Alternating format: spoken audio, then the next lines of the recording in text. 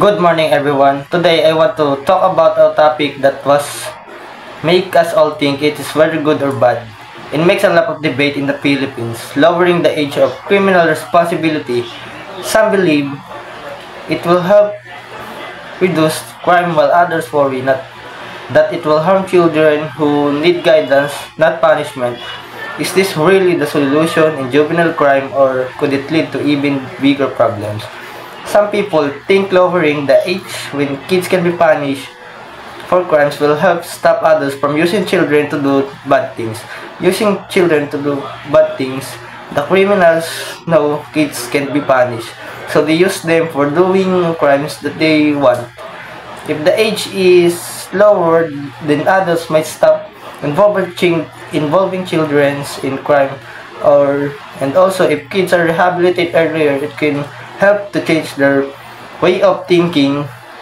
It can keep them away from making more mistakes later. If you ever think if I am whether support this topic or not, I can say that yes, we should lower the criminal responsibility for the children.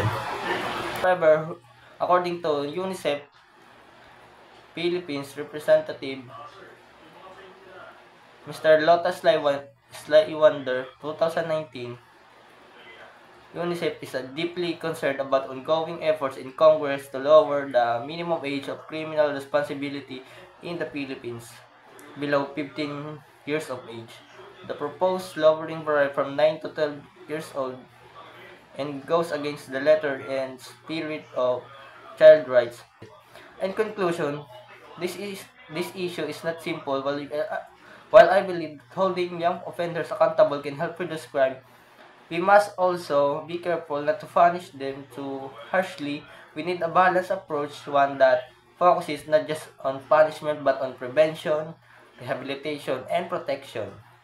Thank you, and may we all continue to reflect on how we can build a society inward, not just a society, but a family for everyone, especially our youth.